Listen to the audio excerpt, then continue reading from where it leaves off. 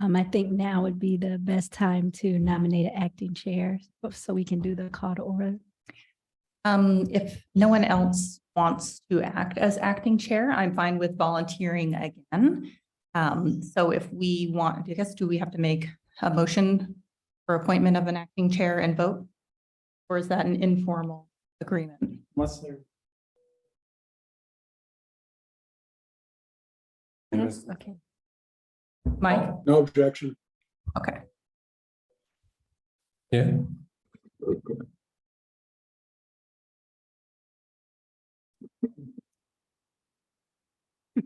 Well, so last meeting, Rebecca opened the meeting. Okay. Do you want to I can open do the that, meeting yeah. and then pass it over to me? Sure. Okay. Okay, so we'll start with the roll call. Wendy Smith, Present. Michael Burns, absent. David Keating has been recused. John Tautenhuth, Here. Michael Paulson, Here. and Cara Esparra. Alrighty, the statement of the public notice. The notice has been posted and properly noticed according to law. Okay, good evening. This is the Village of Shorewood Board of Appeals meeting on today, August 16th. And we have a packet of materials which includes our agenda for this evening. The fourth item on our agenda tonight is consideration of meeting minutes for our last meeting on July 12th, 2022. There are meeting minutes, proposed meeting minutes in our agenda packet. And I'd like to ask Board of Appeals members if there are any commentary or requests to modify those proposed minutes as they appear in the agenda packet. I have none. No. I have none as well. I do have a question, however, for our village attorney. In the minutes, these minutes, there is some indication of the standards by which the board arrived at its decision. Should the minutes reflect both the factual process that was followed as well as the legal, factual and legal conclusions reached by the board? This is more pertinent, less to this set of minutes than it is to prior minutes that we have outstanding. Sure, that's a great question. In my opinion, if there is a written.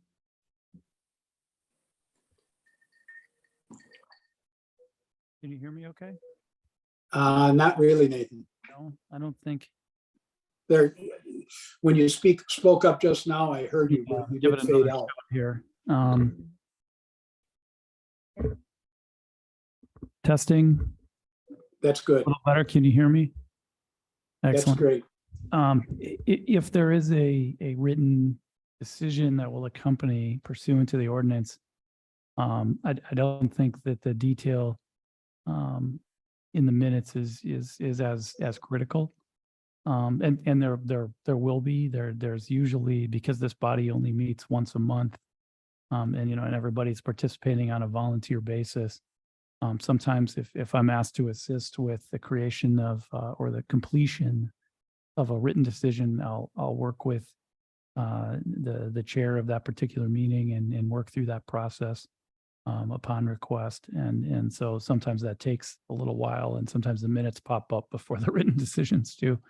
But generally, the purpose and intent of minutes is to just simply reflect what action a body has taken, such that if you were absent and if you were not at the meeting, you would be able to pick up the minutes and say, okay, I can see that there was a motion here. I can see that the motion was granted, or excuse me, that the motion passed and what the vote was.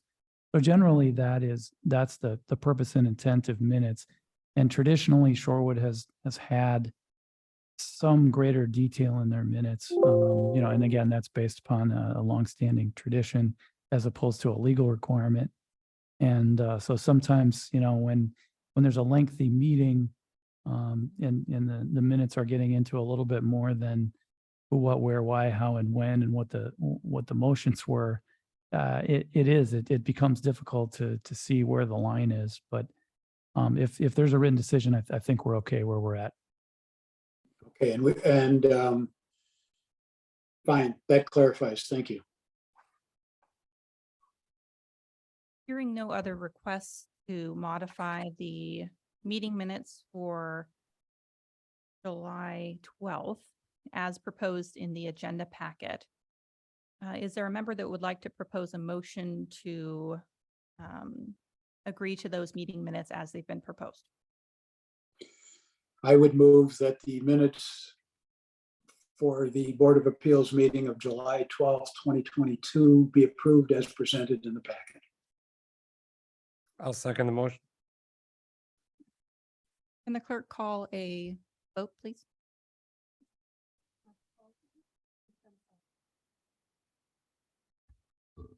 Michael Paulson, Yes. Cara Esparra, Yes. Wendy Smith, Yes. John Talton. Yes. Motion carried 4-0. Okay. Moving on to item number 5. I'd like to request that Village Attorney Bayer review the standards for which the Board of Appeals must abide for item number 6, which is a request for a variance. And then I'd like to return to you for the standard for item number 7, which is a consideration of appeal. Thank you. I think that makes great sense because the standards are a little bit different and there's a variance request in item number 6 where there's an appeal of an interpretation in item number 7. So I know that the members of the Board of Appeals are very familiar with the variance process and the standards, but for the benefit, generally for the benefit of the applicant, I'll run through the powers of the Board of Appeals and the standards that will apply.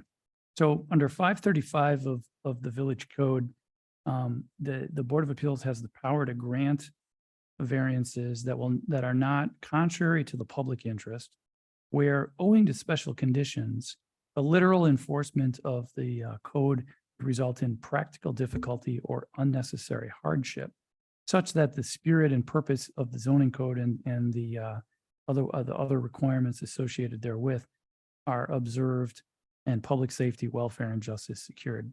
So there are 2 very specific findings that should be made and discussed by the body if they're going to grant a variance. And under 535-58, those are defined as exceptional circumstances and absence of detriment. So in other words, in order to grant a variance, they have to find some exceptional circumstances associated with this property and find that there's not going to be any detriment to neighboring property. And for the benefit of the applicants, I'll go through how exceptional circumstances is defined under 535-58. It says that there must be exceptional, extraordinary, or unusual circumstances or conditions applying to the lot, parcel, or structure that do not apply generally to the other properties in the same district, and that granting of the variance would not be of so general or recurrent nature as to suggest the chapter should be changed. In other words, we don't want the exception to swallow the rule or the exception to swallow the whole. And the exceptional circumstance has to be associated with a lot, parcel, or structure. Examples that have come up in past might be non-conforming lots where there might be an impossibility to erect an improvement. So the second thing is the absence of detriment under 535-58B. And that's defined as follows.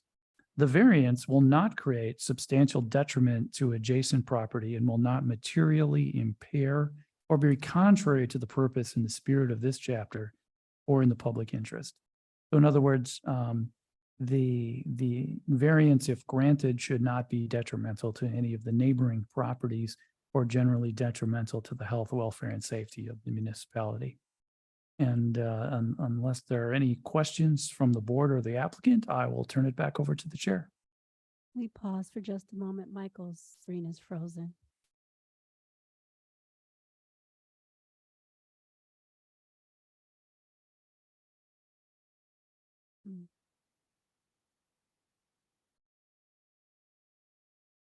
I'll I'll try to, Try to hit stop video.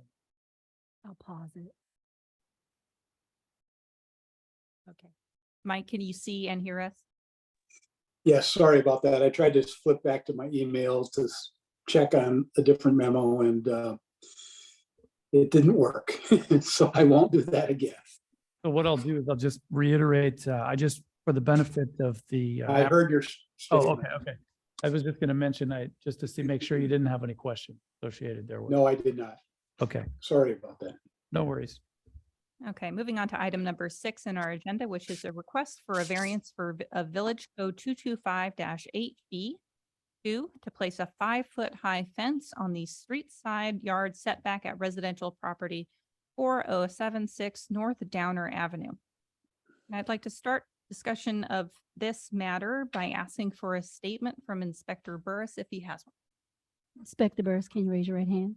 Do you attest that the testimony you're about to give is the truth, the whole truth, and nothing but the truth, so help you God? I do. So again, property owners of 4076 North Downer are requesting a variance to replace a 5-foot tall fence in the side yard setback of their property. The village received the building permit application on July 5th, 2022, and the Board of Appeals application on July 14th, 2022. The applicable zoning regulations 225-8B. All fences erected or constructed in the front setback area, or in this case on corner lots, were adjacent to a public walk or street. All fences erected or constructed to a height of more than 4 feet shall conform to the building setback provisions of 535-19E. 535-19E states that the street side yard setback is 25% of the width of the lot, but not less than 10 feet, provided that the buildable width of the lot is not less than 20 feet. The conditions of this property are that the lot width is 44.86 feet, making the street side yard setback 11.26 feet. The house and existing fence at 5 feet tall are both legal non-conforming. However, when a fence is removed and replaced, the new fence is required to meet the current code requirements. So to be clear, in order for the fence to meet the setback requirement, it would actually be in further than the house. Village records provide that the current fence was installed in 1989. There is no record of the height that it was installed, but it's 5 feet today, so that's what we can run with. And there are no other additional approvals at that time in 89, like a variance ever having been granted previously. Within the packet, we have the Board of Appeals application and all of the materials that the applicant has provided, the building permit application, the denial letter, a number of maps, the property survey, and photos.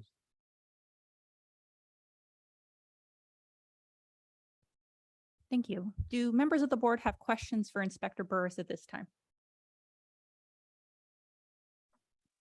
I have none.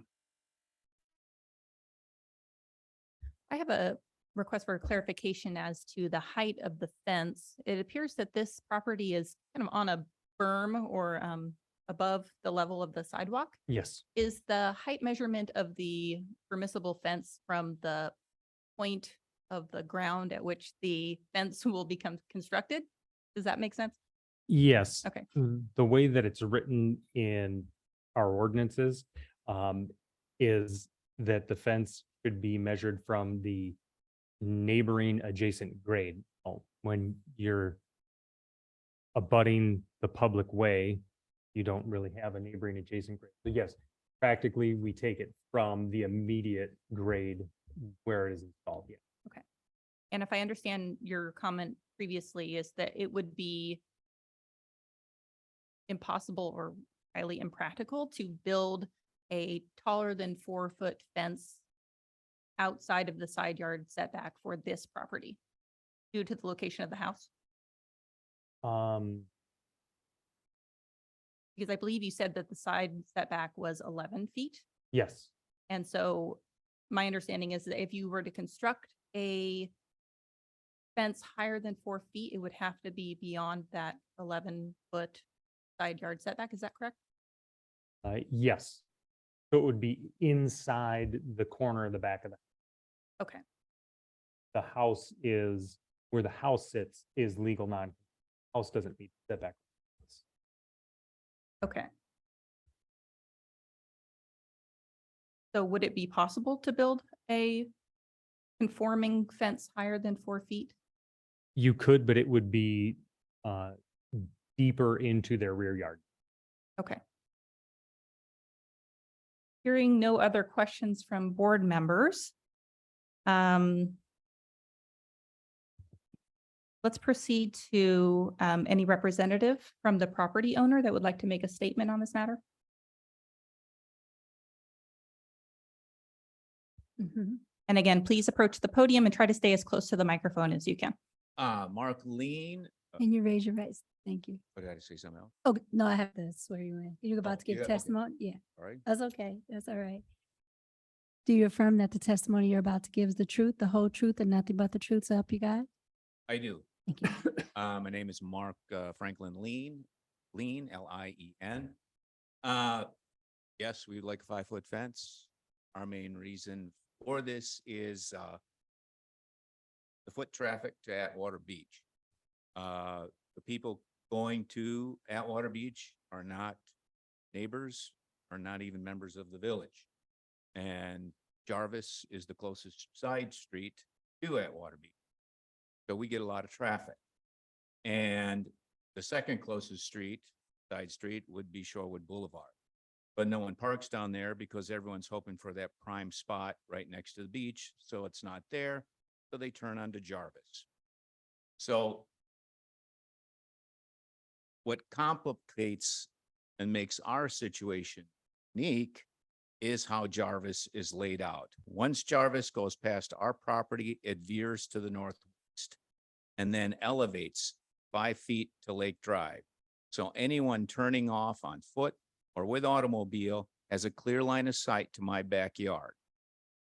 And that comes up in 2 spots. First off, I'm worried about theft because people feel for 2 things, motivation and or opportunity. And when you can drive down Jarvis, park on Jarvis, walk on Jarvis, you have plenty of opportunity to look in my backyard, look at my front yard, and see if I'm home and what they can take. Second of all, which is more of an annoyance, because Jarvis is elevated, headlights coming off of Lake Drive are always flashing in the back of our house. So it's nice to have that extra foot just to keep the lights out of our back rooms during the winter time. So from November to mid-March. So the thrust of my concern is traffic. The way Jarvis is my unique situation. You have questions? Are you completed with your statement for now? I am. Okay, I'd like to open this up to board members to ask questions of our guest. Just curious, are these issues, do you think it's unique to your property or, but also good with how don't have? No, our other neighbors do not have 5-foot fences, but they don't also have that. When Jarvis goes this way, you can see right into my backyard. Nobody has that. Okay. Nobody has that. Fence that's up there right now, is that, how high is that again? It's 5-foot fence. And you're putting in a 5-foot fence? Yeah, we just Yeah. wanted to replace the one that was there, so I have no way to prove it, but the previous fence that was built in '89 was a 5-foot fence too, so it's always been a 5-foot. Are you the one that put out the fence in '89 or? No, Is that how you bought the the house? previous owner put it in, I'm sorry. Yeah. Place, we installed it 14 years ago. And so when they're replacing the fence, are they taking out, are they basically putting on the same existing posts or? Yeah, that was our gonna- instruction to the contractor is what's there, we're putting it right back in again. It's the way it is. Yeah. Yeah, I mean, they're gonna have to pour new footings or something like that too for the, Yeah, they'll have to pull out the old footings because that's why we're replacing it. It's Okay. supposed to have rotted at the Right. concrete. okay. Going short, we're not changing anything as far as look or design. Yeah. Just in brand new wood and, New wood, yep. new footings. Any other questions for Mr. Lean? No questions. Okay. Thank you very much for your statement. Thank you. Would a member of the board like to make a motion to open discussion on this matter? I move to open discussion. Can I get a second, please? I'll second the motion. Okay. So the question here is whether to grant a variance for this property on the basis of the property owner's stated concerns about security and lights flashing within the house. Would any member like to open discussion with their thoughts on whether this variance should be granted? I'll put in my 2 cents if you're willing. It seems to me that a grant of a variance would not be contrary to the public interest, given that there's been a 5-foot fence at this location for some 30 or more years, based on the record. I think we can find literal enforcement will result in practical difficulty, given the fact of headlights flashing into the yard. And this also provides the unusual circumstances or conditions relating to this particular lot, which are unique to this lot, given the configuration of the hill slope, I guess is the better phrase, slope and bend in Jarvis at this location. So that I think that we have the requisite predicates for the grant of a variance, even if we don't have a situation of what I would call hardship, in the sense of that we have sometimes found to exist. But I think the unusual circumstances, practical difficulty it imposes, and the absence of detriment and to the public interest are sufficient to grant a variance. I'd agree with Paul that under the circumstances that it's been in place now for a long time. In fact, that's how we bought the house, and there hasn't been any complaints from neighbors or anything else on the matter. That it's virtually grandfathered in there already, or the unique of the property. I tend to think otherwise, in finding that this property does not seem exceptional, given that side corner lots with side facing backyards will naturally have the opportunity for people on the street to view into the back area of the house, given the nature of all corner lots in the village. I do acknowledge Mr. Lean's statement that Jarvis is angled at a certain way to where he believes that vision from Lake Drive allows people a line of sight into his backyard. However, there could be a line of sight by standing in the sidewalk next to any side corner lot with vision to the back of the house. I'm not certain that granting this variance is a good idea, given that I believe we might be put in a position to have to grant this type of variance more generally to other corner properties that have the same layout, which in some means I'm not sure if I'm convinced that this property is unique, given other similarly situated properties within the village. I do acknowledge Mr. Lean's statement about security and thefts in this particular neighborhood.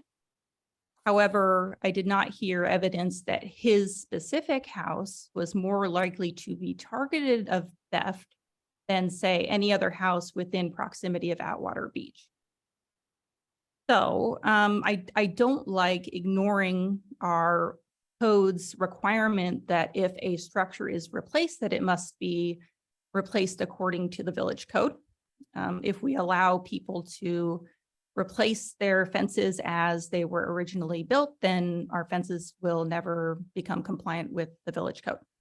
So at this time, I am inclined to vote to not grant the variance, but I'm open to hearing other members' opinions on that. So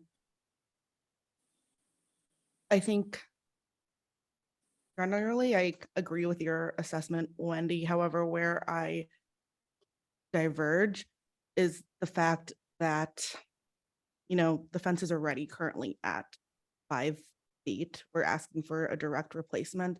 And in not doing so, I believe that even if the theft situation might not be a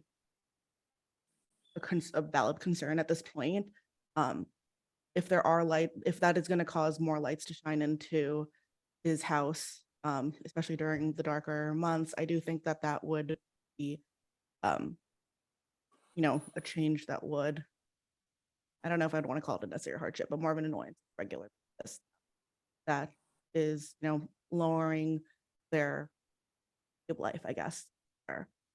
So that's why I think I would be more to grant the variance in this particular situation. I think if the fence was at 4 feet and they were asking to raise it, it'd be a different. If I Um, may, oops. Go ahead, John. I would say that, on some of your concerns, Wendy, of, I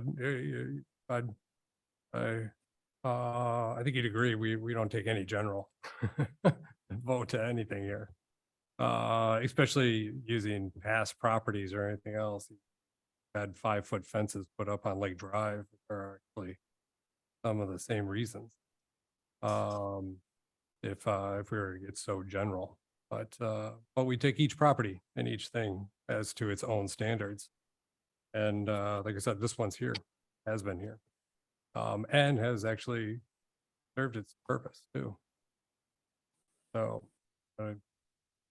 that we'd want to actually take away from that. I tend to agree with Kara's assessment of it with respect to the headlights and the curve in Jarvis. I do not base a grant of a variance in this particular case on a request for privacy on a side lot. I take your point, Wendy.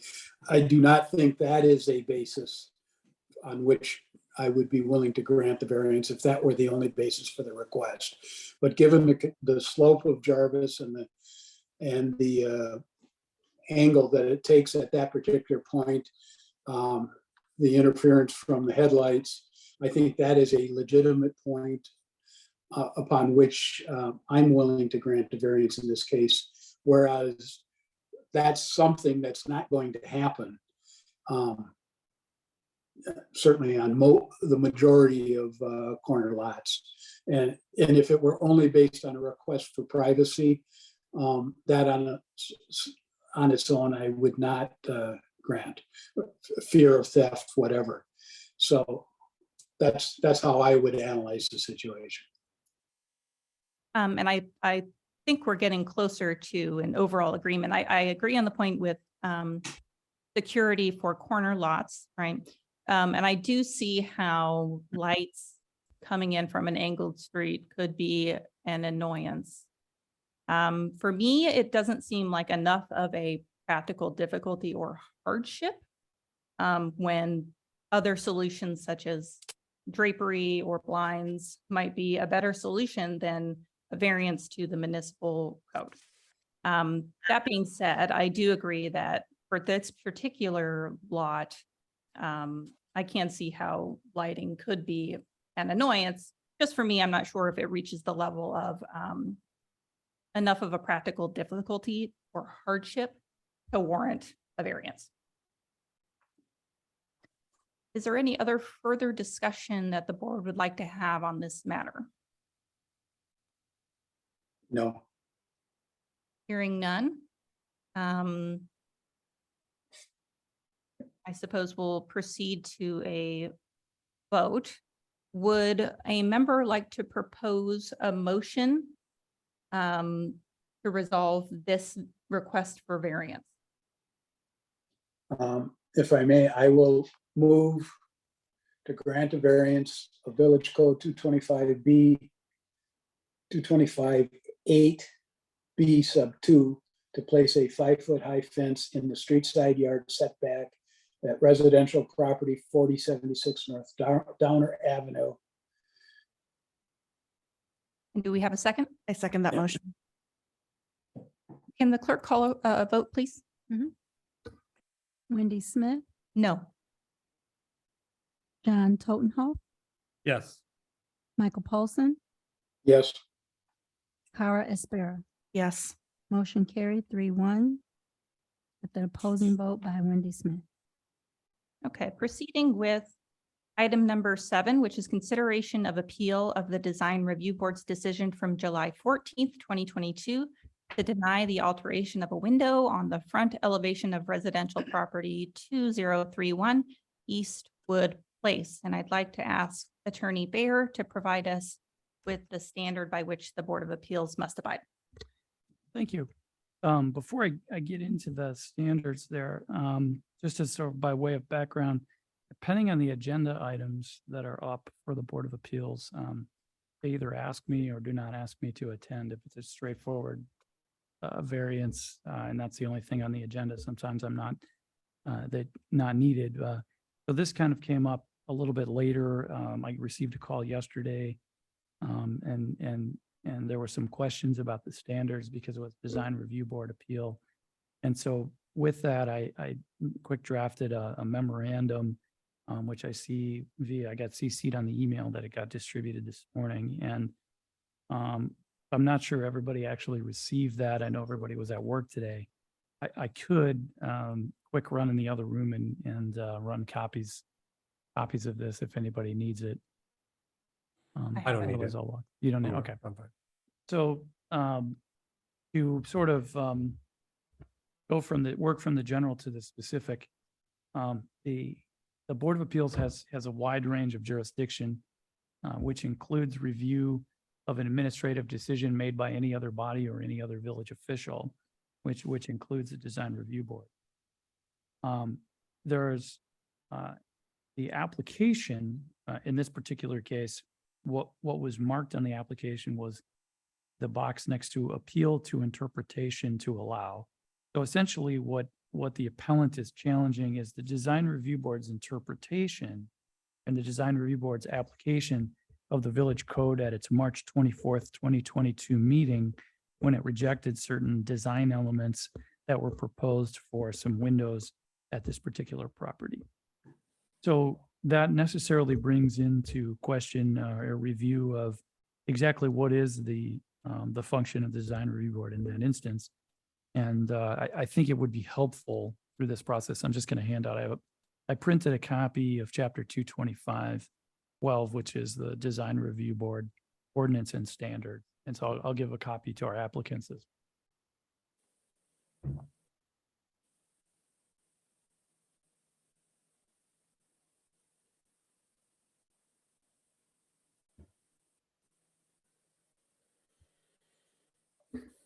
So under the ordinances that we just circulated, so the Design Review Board's purpose and function is to evaluate the design elements related to pending construction permit applications in the village. And under 225-12, it specifically talks about the intent and purpose of the Design Review Board. Its mandate is to strike a reasonable balance between the desire of the property owner to choose the design of his or her land use and continuing interest of the village in the design and appearance of the property.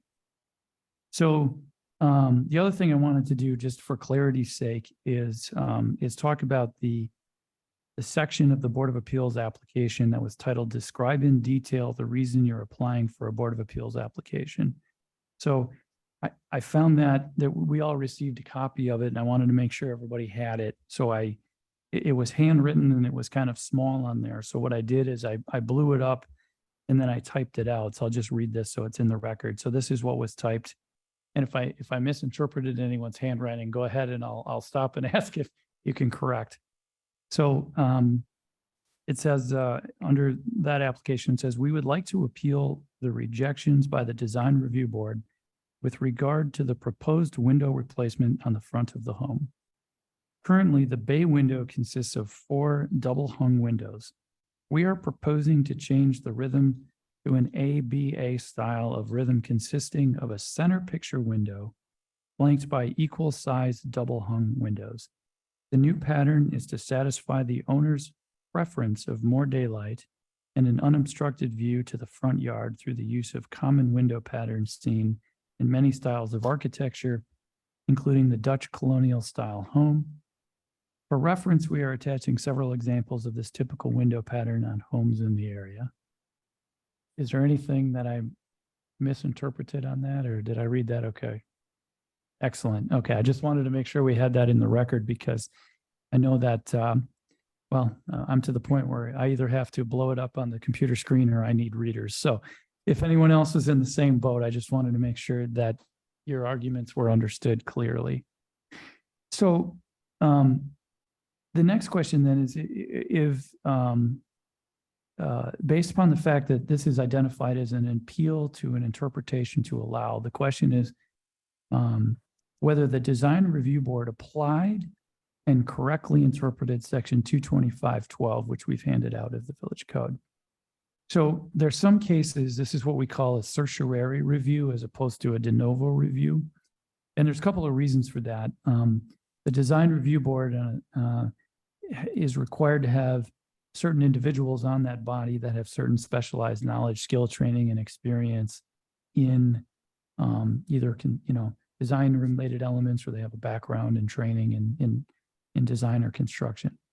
So the municipal board proceeds on, or the body here proceeds on a correct theory of law when it relies upon the correct applicable ordinance, which again is the one we passed out, and applies it properly.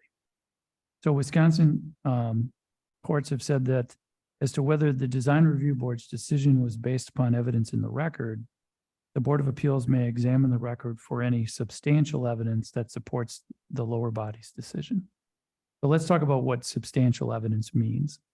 So courts that have reviewed appeals of decisions made by the Design Review Board, Board of Appeals, Plan Commission, those types of things, they've defined for us what substantial evidence means. They've held that substantial evidence, or the substantial evidence test, does not require a preponderance of the evidence, but merely that reasonable minds could arrive at the same conclusion as the administrative body based upon the record before it. So evaluating in the context of the criteria that the design review board is supposed to apply and analyzing the decision made by the design review board, that's the question. Is there substantial evidence on which reasonable minds could arrive at the same conclusion as the DRB? So my proposed process this evening would be to swear in the appellants and take testimony from anyone on their behalf and hear their evidence and arguments, and also take into consideration the materials they submitted, including their photographs and any other information they would like the body to evaluate that was submitted as part of their application. And then evaluate and have a discussion as to whether there's substantial evidence to support the design review board's denial of these design elements. And after review of the record and a discussion, you have some options. You can either affirm or deny the original order of the DRB, or if you believe that the DRB needs to make any additional findings under 225.12, my belief is that you have the inherent authority to also remand for further findings as well. Are there any questions on that process? I do have one question. Sure. It appears from the underlying record that at least the design review board was looking at the photoshopped comparison between the old house and the updated windows. Do we know if the other photos that appear in our meeting agenda packet, which show other houses within the village that have a similar window arrangement, were provided to consideration by the design review board? And if they were not part of that underlying record, can we use that material submitted to us Hmm. part of our That's a great question. So I think the first step in answering that question would be to ask the applicant. And we could also take a brief break and we could also pull up on the website the materials that were submitted to the design review board by the applicant before that body. And we could compare those to see whether or not, and my guess is the applicant could probably answer that question and we could easily confirm it quickly. But if it's new evidence, unfortunately, that would be something that the design review board didn't have available to it to evaluate. So I don't think it would be germane to the question as to whether or not there was substantial evidence on which to support the design review board decision. However, this body, I think, also has the inherent authority if it in the interest of equity, if it believes that, you know, that might change the course of things and might be relevant to the inquiry. You know, I think it could say, well, we would remand and ask that you provide this additional information to the design review board. Because otherwise, you know, the other option is it could end up back there anyway on a slightly tweaked amended application. And you know, and essentially it might, whatever happens, something else, some alternative proposal is going to be in front of the design review board anyway. So in the interest of equity, if you saw something there that you think may have turned the tables or made a difference to the design review board, had they seen that, you know, in the interest of equity, I think you also have the inherent authority to send it back if you see fit. Any other questions for Attorney Bayer? Hearing none. Is the property owner or a representative of the property owner available to make a statement? And if so, can you please come up to the podium and be sworn in by the clerk? Please raise your right hand. Do you affirm that the testimony you're about to give is the truth, the whole truth, and nothing but the truth? So help you God. Please state your name. Matthew Creer.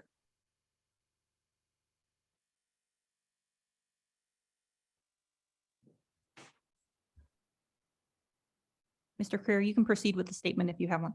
Okay. I guess I'll start by answering the question you asked about Mhm. new evidence, not submitted at see that. The reason we didn't submit that because we didn't feel at all that we were proposing different rhythm of windows, but one that wasn't different. So we thought it was pretty straightforward and maybe underestimated what we needed there, but it was making 4 equal windows, changing that.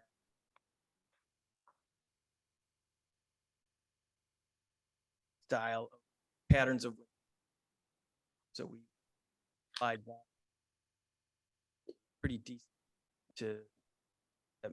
Excuse me, sir, could you make sure you speak a little more directly into the microphone? You cut in and out a little bit. Sorry. Thank you. Yep. So I just think that we felt that we were proposing something that was not only equivalent, but improving the aesthetics of the front bay window.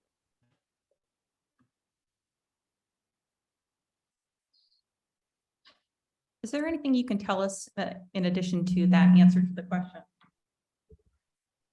about involvement in the proceedings with the DRB and pose the desires of the property owners? I mean, can you flesh out what the purpose of the change in the windows at the front face of the building was intended to accomplish, or any other detail that you could provide to us that might help us make a decision?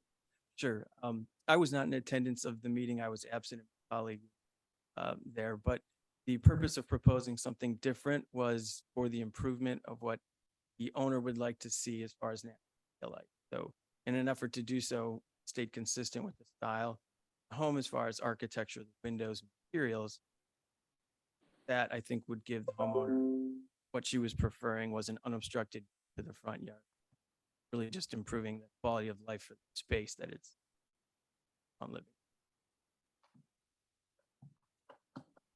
Does anyone at this time have a question for Greer? And we can take additional testimony from others if they wish, but at this time, do board members have questions for Mr.? I do not.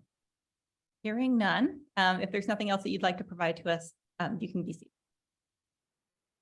Do we have any other representatives of the property owners or interested parties that would like to make a statement at the podium? Go ahead. Please be sworn in by the clerk. Do you affirm that the testimony you're about to give is the truth, the whole truth, and nothing but the truth? So help you God. Please state your name. My name is Lisa Cregan, Creegan, resident and property owner at 2031 Eastwood Place.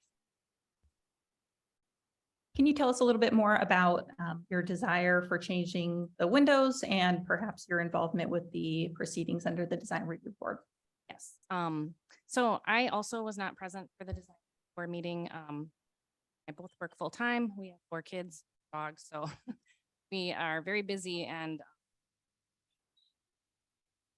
for us. Hindsight, I wish I go back and provide owner's perspective. After reading the minutes, I think there was misinformation or misinterpretation and review board as to why we're proposing this change. Replacement of the windows at our property is a project that in a series of projects that we've been doing to improve the energy efficiency and livability, and hopefully the value of our home. Our house is over 100 years old, as many are in the village, and the front 4 windows that we're looking to alter are in addition to 2 other windows in our dining room and then 8 windows in a bonus room that we're currently using for my son's bedroom. And our house gets very hot in the summer. We cannot open most of those windows. They're so old that the storms are fused on. If we even have screens that fit anymore because they're so warped. Right now we can only take out 2 of his storm windows. We have central air, but we've had to install a window AC unit in his room because it's so hot in there and they are so drafty and inefficient. Air from the outside easy. That aside, in the living room, the only other windows that we have to add more light are 2 stained glass windows on the other wall. So to improve the light coming into our living room, which is quite dark, would be to make a bigger window. However, because of the air situation, I wanted to leave at least 2 windows that we could still open so we could have a cross-breed house in the summertime and hopefully not have to rely so much on air conditioning. So the purpose was twofold: to increase light into the living room and then also have windows that would open for more flow. And that was kind of the balance that we struck. So in reading the minutes from the design review board's meeting, I don't think they understood the intent of the energy efficiency part of it. I think replacing the 4 windows in the living room as well as the others that are part of the project would really provide us with some energy savings, both the winter and I also don't know if this is the correct place, but for the record, I wanted to state a statement that was made by the design review board that was very troubling to me as a resident, stating that didn't want to sacrifice aesthetics, energy efficiency. And as a homeowner, my husband and I we've been investing a lot of money in our upgrade it. And I really hope that the village, in my opinion, a progressive, forward-thinking, especially when it comes to construction and sustainability, and that when homeowners approach the village to do projects that will improve energy, especially in light of climate change, that there would be a friendly and hopefully accepting.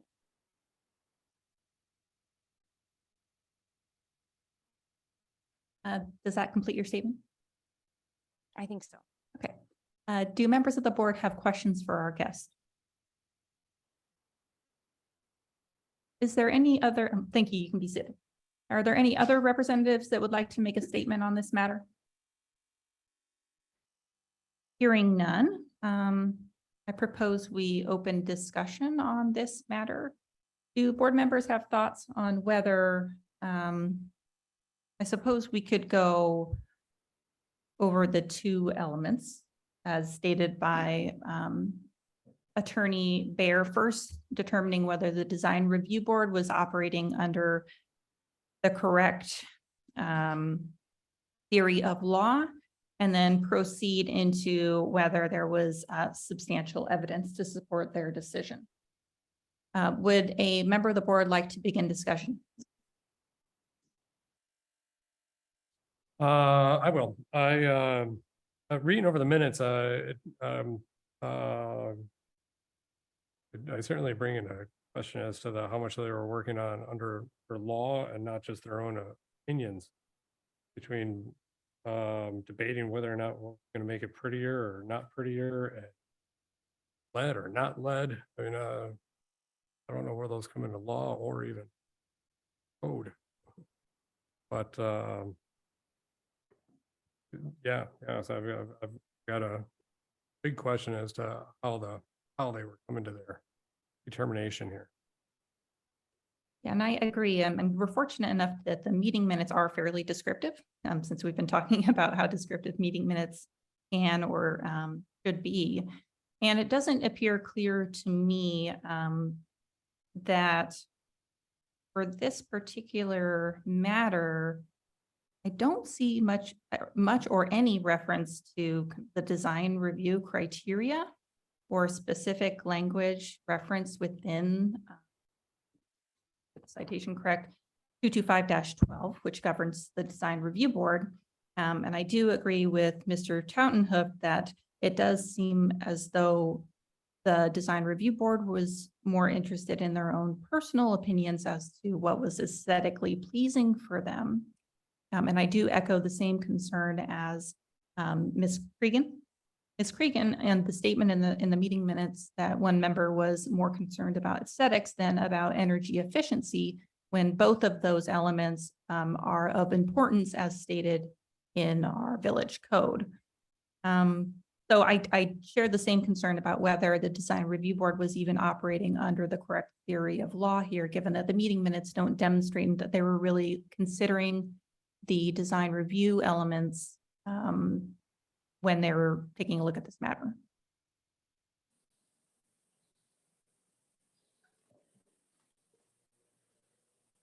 Any other comment about that first element about proceeding on the correct theory of law? If not, we can have discussion about the second component, which is looking, well,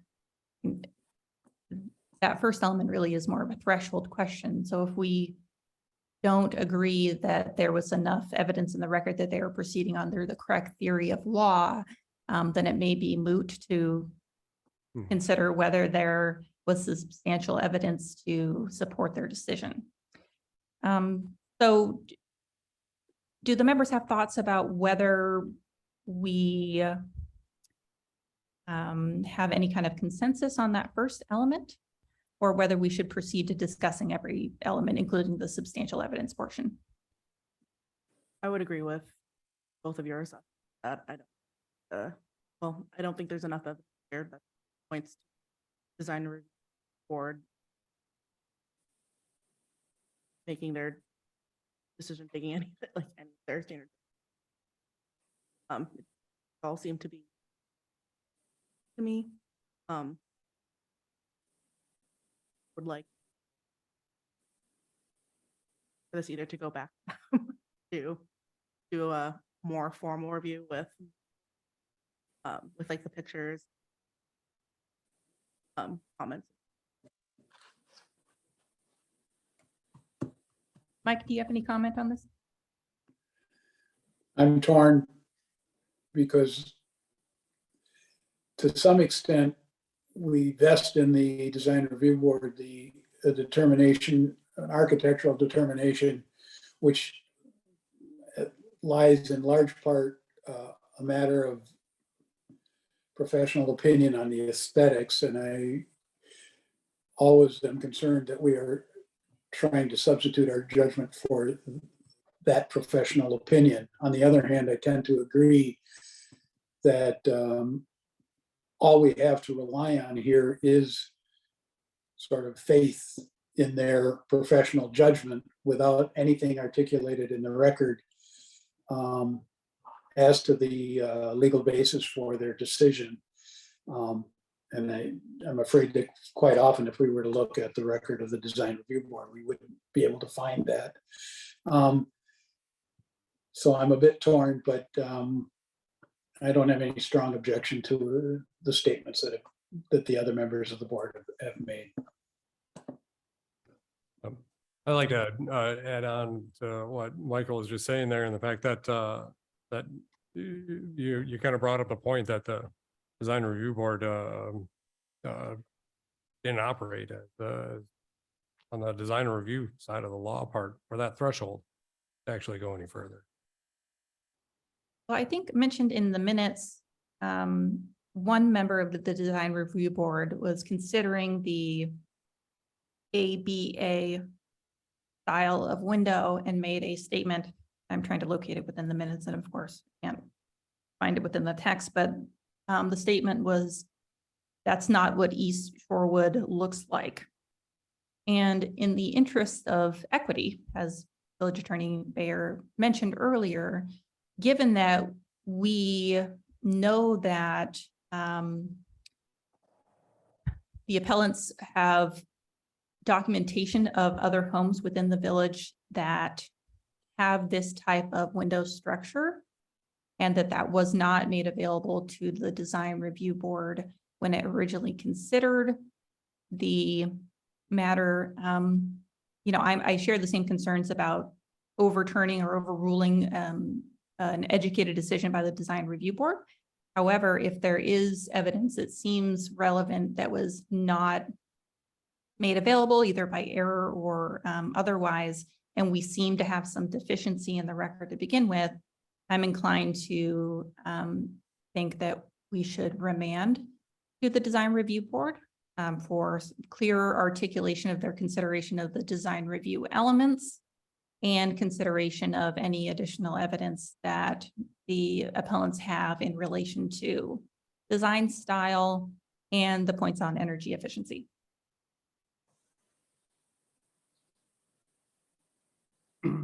Any other thoughts at this moment?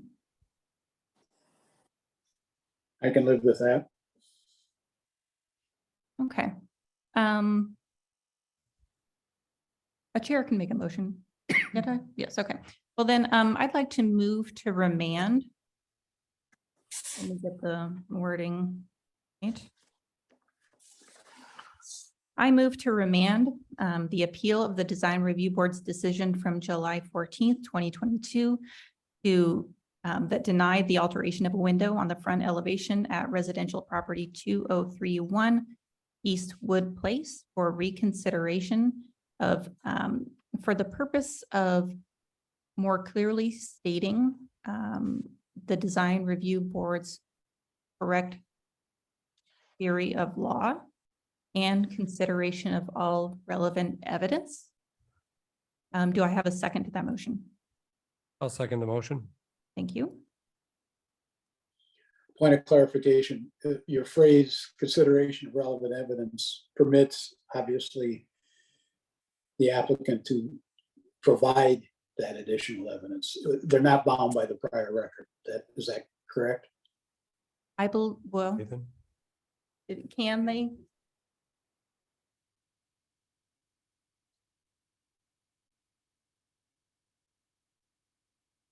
I assume the intent was that they could provide it. You just didn't phrase it that way. That's why I raised the question.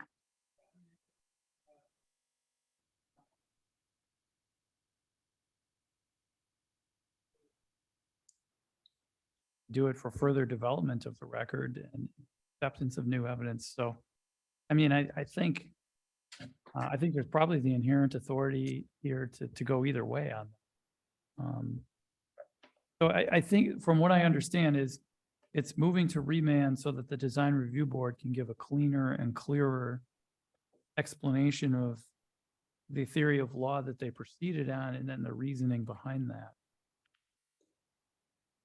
But I Yes, also except, thought that, yeah, sorry. except it seems as though we have knowledge of additional evidence that they would not be able to consider if we don't allow them to consider it. Is Well, that then correct? if you want to build that into the motion, I think you could, only because here's, as a practical matter, you could tweak one teeny tiny detail of the application and then be back in front of the, anyway.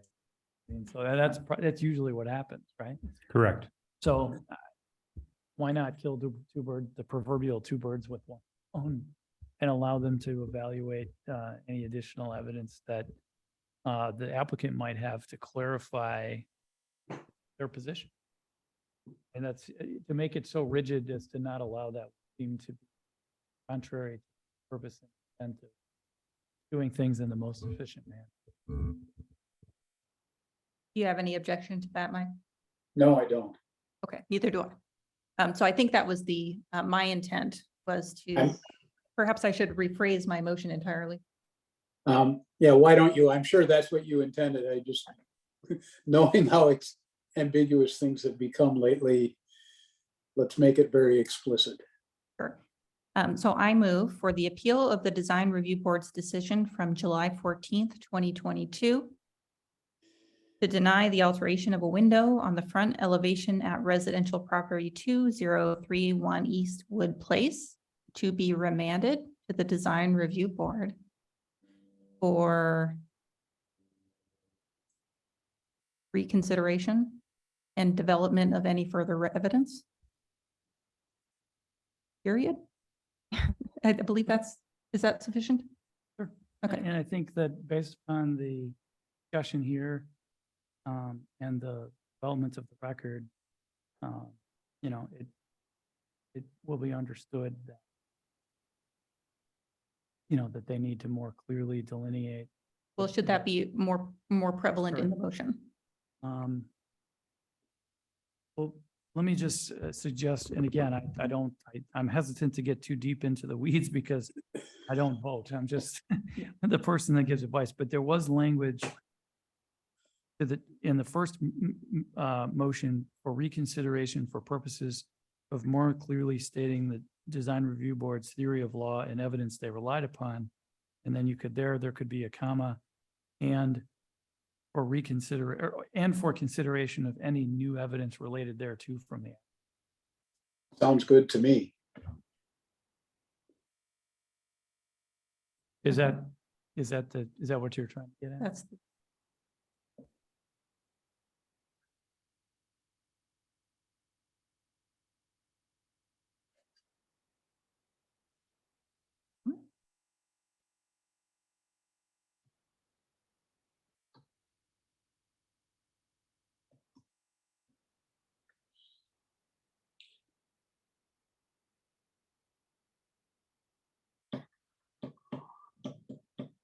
And I think we're okay. We still don't have a second on that, so we're still in the phase. I'll second the revised. no, hold on, don't second anything. Sorry.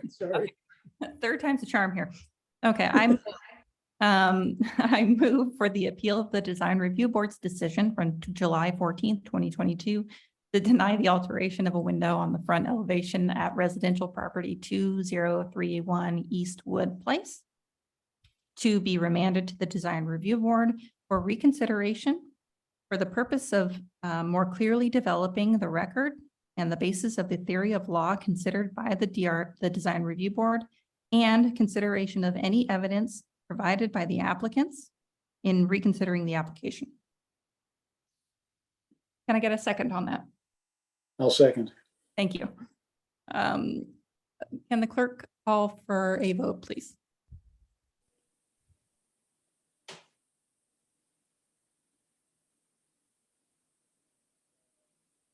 Kara Esparra, Yes. John Totenhook, Yes. Mindy Smith, Yes. Michael Paulson. Yes. Motion carried 4-0. Okay, great. At this time, 6:35, I propose that we adjourn this meeting. I'd like to move to adjourn, and may I have a second? A second. Can the clerk call a vote to adjourn this meeting? Favor? We want to do a unanimous? All in favor, say aye. Aye. Aye. Okay. Good evening. Good night, everyone. Thank you. All right, thank you, Michael. Hey, Mike. Take care.